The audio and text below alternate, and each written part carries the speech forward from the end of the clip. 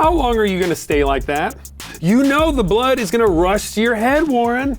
Well, I hope you know what you're doing. Well, hey, welcome to the So-and-So Show, everyone. My name is Kellen, and everything is upside down today. Warren's upside down, and our Bible story is upside down. Things are all kind of topsy-turvy. Kellen.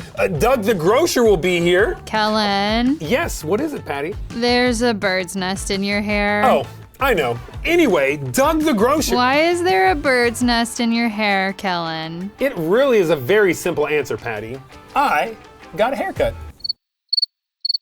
Oh, huh? Yeah, when I looked in the mirror yesterday, I noticed that my hair was looking a little unwieldy. So I decided to get a haircut. I went to my cousin, who's an ornithologist, and this is what she did to me. An ornithologist? Yeah, an ornithologist. She studies birds for a living. And I guess she thought my hair would be a great place for a bird's nest. Oh. Can I go on with the show? Yes. Good.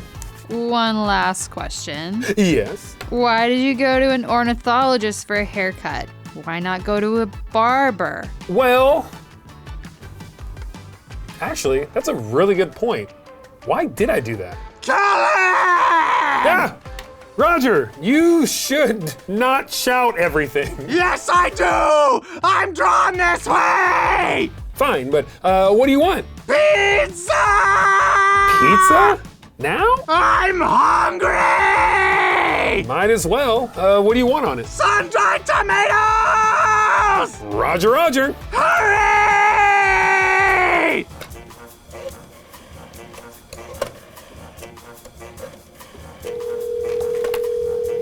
Roy's Plumbing, this is Roy. Yes, I would like one large pizza with sun-dried tomatoes, please. I think you have the wrong number. We don't have pizza. No pizza? What kind of plumbing business are you running? The kind that plumbs? Well, you just lost a customer, Roy. No pizza. Are you feeling okay, citizen? Oh, I'm fine, Lightning Phil. Why do you ask? You just sought to order a pizza pie from a plumber. That's true, but hey, that is true. That doesn't make any sense. Things are really upside down today. Oh no! Warren! We'll be right back.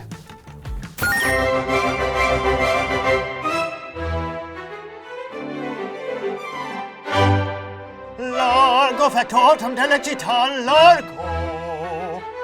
La la la la la la la la la.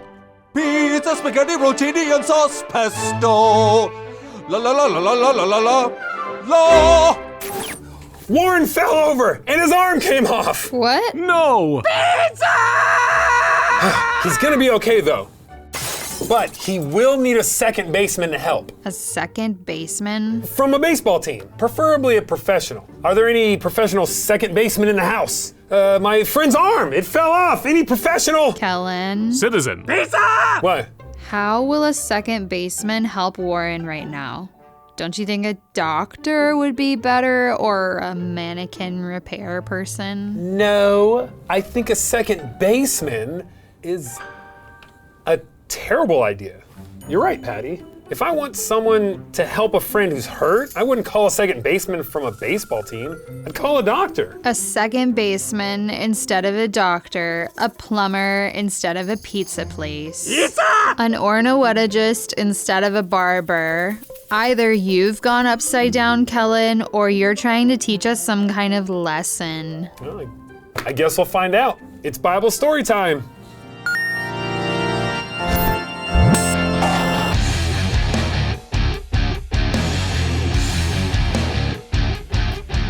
Whenever Jesus was around, people from all over came to see him. They wanted to hear the new things he was teaching, and they wanted to see the amazing miracles he could perform. Jesus could heal people of their sicknesses with just a touch. One day, Jesus entered the small city of Capernaum, and a commander in the Roman army came up to him. Hello! I am a Roman commander of the army! Hut 1, Hut 2, hike! Hello, Horvath. Are you helping tell the story today? Hello! It's me, Horvath! Yes, What? I broke something. I'm sure it's fine. I'm here to combine the mental trainings of learning the Bible with the physical trainings of making our muscles bigger. That's right. Yes, I'll tell the story, and you'll give some exercises to help us remember it. Yeah, let's do this. Okay, so Jesus went to Capernaum, and a Roman commander came up to him, sometimes called a centurion. A what?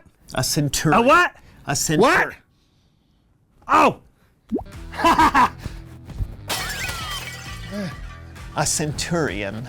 They were responsible for leading dozens of soldiers. Whoa, that's like 5. The Roman commander asked Jesus for help. Lord, he said, my servant lies at home and can't move. He is suffering terribly. Now, this was a big deal. The Romans were in charge at that time, so to ask a Jewish teacher for help, the commander really had to humble himself. Oh, okay.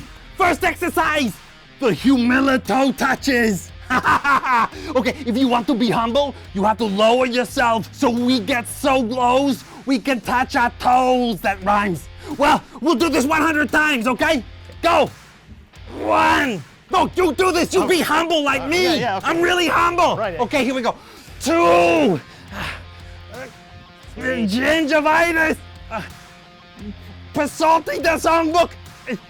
Yeah, chopped liver. 100. Okay, what's next? What's next? Believe it or not, the Roman commander showed even more humility. Jesus asked if he should come and heal the commander's servant, and the commander replied, Lord, I am not good enough to have you come into my house, but just say the word, and my servant will be healed. The commander knew what it was like to follow orders, and he knew what it was like to give orders to his soldiers because he had authority over them. He came to Jesus because he believed God had authority over everything. My mind is blowing. Yeah, Jesus was amazed too. He turned to the people who were following him and said, what I'm about to tell you is true. In Israel, I have not found anyone whose faith is so strong. Jesus was amazed not because the Roman commander had power and influence, but because he had a strong faith. Oh, okay. Second exercise. The strong faith falls. Okay, we will take turns having faith by falling into each other's arms. Okay, we'll do this 1 million times. Okay, go. Wait, 1. Okay, okay, come on. Yeah, 65. Phosphorus. There we go. Topo Shisho. Okay, Latvia. Okay. Oh, 1 million. All right, what's next? Okay, after seeing the faith and humility of the Roman commander, Jesus did something amazing. He healed the commander's servant right at that moment.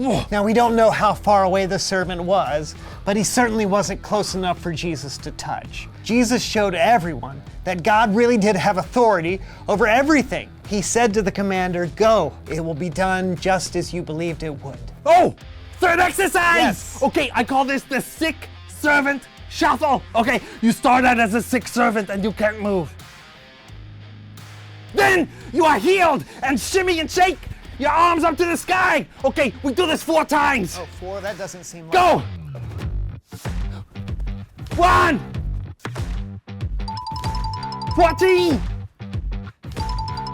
Turn the bicycle. Mean the merciless. Hop splash. 4. The Roman commander believed that God was more important than he was. He believed that God was the most important. So when the commander needed help, he went directly to the source. He asked God's Son to heal his servant. We can be like the commander by trusting God to take care of us and by going to him when we need help. Oh, 7th exercise. Actually, Horvath, that's the end of the story. We don't need any more exercises. Oh. No, okay, one more. 7th exercise. Okay, we're gonna run in place a gazillion miles. Okay, go. I don't think I can. Go. Okay. 1 mile. 7 miles. Miles Davis.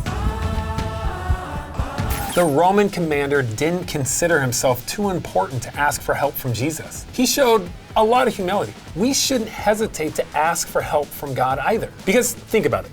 Jesus healed the commander's servant just by thinking about it. He didn't even have to be in the same room with him. That is wild. I don't know about you, but sometimes I can forget how amazing God is. He created the whole universe. He's in charge of everything. So, when there's something we need, why don't we turn to God? Oh, I see. So when you need a haircut, you go to a barber. When you require a pizza, you would phone the Hall of Pizza. Right. And when you've got a problem that is too big for you to handle on your own, you should go to the right source. Ask God for help. He is the most important. Now, that's what I believe. Let's hear from you. Reveal the question. How do you show that God is important? Well, Jesus was so impressed when the Roman commander asked him for something big. So when you go to God, go with big faith because there's nothing too hard for him. You can show God that he's important by trusting that he's in control when things don't work out the way that you want or expect. I'm sure you have your own answers. So right now, why don't you talk about them together? How do you show that God is so important? Wow. So you've been teaching us this whole time, Kellen? I have.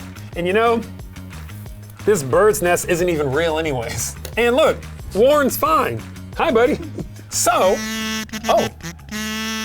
that's it, everybody. The show's over. Remember to turn to God when you're in need because he's most important. Kellen! What is it, Roger? Still hungry! Sure, I got you covered. Ugh.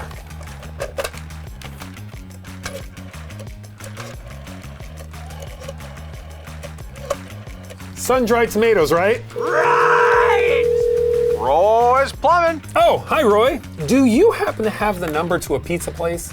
Oh, thanks, Roy. Try again.